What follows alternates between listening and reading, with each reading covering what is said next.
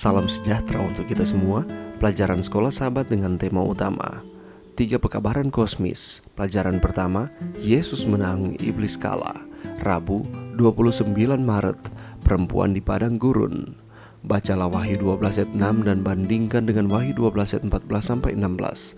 Perhatikan baik-baik periode waktu serangan iblis terhadap perempuan atau gereja Tuhan dan penyediaan Tuhan bagi umatnya. Apakah yang ayat-ayat ini bicarakan? Nubuatan 1260 hari dalam Wahyu 12 ayat 6 adalah paralel dengan satu masa, dua masa, dan setengah masa dalam Wahyu 12 ayat 14.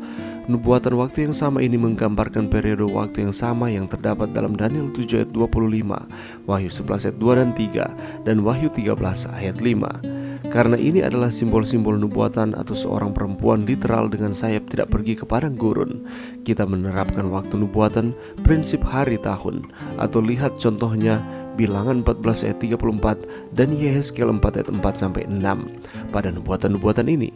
Ini berarti secara sederhana satu hari nubuatan sama dengan satu tahun.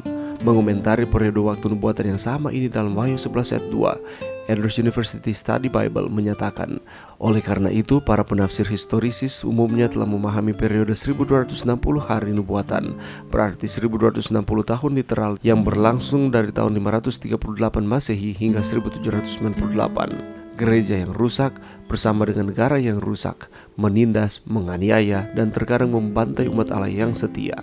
Penganiayaan yang sengit dan jahat terhadap orang-orang Kristen yang percaya kitab suci ini merupakan perpanjangan dari pertentangan besar antara yang baik dan yang jahat. Keluar dari kegelapan abad pertengahan, pada saat reformasi, pria dan wanita dihadapkan pada pilihan. Apakah mereka akan setia kepada firman Allah, atau akankah mereka menerima ajaran para imam dan wali-wali gereja? Sekali lagi kebenaran menang dan Allah memiliki umat yang setia kepadanya dalam menghadapi pertentangan yang hebat. Ada beberapa pernyataan yang menarik dan sangat meyakinkan mengenai pemeliharaan Allah dalam ayat-ayat ini. Wahyu 12 ayat 6 menggunakan pernyataan telah disediakan suatu tempat baginya oleh Allah.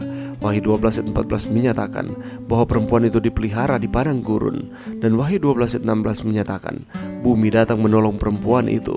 Pada saat penganiayaan hebat, Allah memelihara umatnya. Seperti yang dia lakukan pada waktu dulu, dia akan melakukan hal yang sama bagi umatnya yang sisa di akhir zaman. Jelaskan ketika Anda pada saat pencobaan atau menghadapi kesulitan dalam kehidupan pribadi, ketika Anda dengan mudah menjadi putus asa tetapi Allah menyediakan tempat perlindungan bagi Anda dan memelihara Anda dalam tantangan-tantangan Anda. Bagaimanakah Allah memberikan dukungan ketika Anda sangat membutuhkannya? Pelajaran yang bisa kita dapatkan pada saat ini, dibuangnya iblis sebagai seorang penuduh saudara-saudara di surga terlaksana oleh tindakan Kristus yang rela menyerahkan nyawanya. Meskipun iblis tetap mengadakan perlawanan, rencana penebusan tetap berjalan. Iblis mengetahui bahwa kerajaan yang telah dia rebut pada akhirnya akan diambil daripadanya. Ia bertekad untuk tidak menyisahkan penderitaan yang dia siapkan untuk menghancurkan sebanyak mungkin manusia yang diciptakan menurut gambar Allah.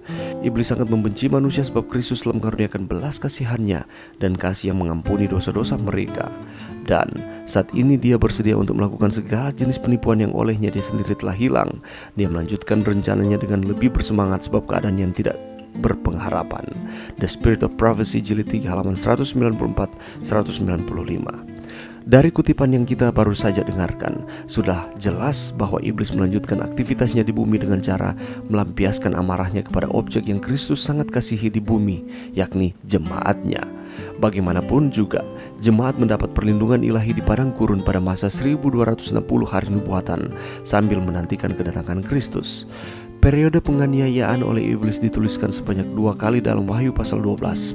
Pertama kali dengan istilah 1260 hari atau Wahyu 12 ayat 6, dan satu masa, dua masa, dan setengah masa di dalam Wahyu 12 ayat 14. Keduanya berhubungan dengan Daniel 7 ayat 23 sampai 25. Dalam firman Tuhan, satu hari nubuatan melambangkan satu tahun literal. Dalam sejarah yang sangat cocok dengan periode nubuatan ini adalah tahun 538 sampai 1798 Masehi. Dan periode ini tercatat di dalam sejarah dunia. Pada waktu itu gereja Roma sebagai gereja yang berkuasa mendominasi dunia barat sampai terjadinya revolusi Prancis yang mengakhiri kuasa Roma yang menindas, paling tidak untuk sementara waktu. Dan pada akhir periode nubuatan tentang perempuan di padang gurun, iblis membuat strategi serangan baru untuk menghancurkan jemaat Allah. Kalau kita membaca lebih lanjut lagi, naga memuntahkan air bah dari mulutnya untuk membinasakan perempuan itu. Air bah dalam Alkitab sering digunakan sebagai lambang penganiayaan. Kita boleh lihat itu di dalam Yesaya 59 ayat 19. Pada saat itu, dunia yang bersahabat menelan air tersebut dan menyelamatkan perempuan itu dan menyediakan tempat perlindungan yang aman baginya. Penganiayaan yang sangat sengit dan jahat terhadap umat-umat Allah yang percaya akan firman Tuhan ini merupakan perpanjangan dari pertentangan besar antara yang baik dan yang jahat. Dan ini pernah terjadi di mana umat-umat Tuhan dianiaya, disiksa, dibatasi di dalam hal menyembah Allah selama 1260 hari nubuatan atau 1260 tahun literal. Dan perempuan yang dimaksudkan di padang gurun ini adalah jemaat Tuhan atau gereja Tuhan. Walaupun umat-umat Allah pada waktu itu disiksa, dianiaya, tetapi Allah tidak meninggalkan. Allah terus bersama-sama dengan umat-umatnya. Itulah sebabnya di dalam Wahyu 12 ayat 14 di sana dinyatakan bahwa perempuan itu dipelihara di padang gurun.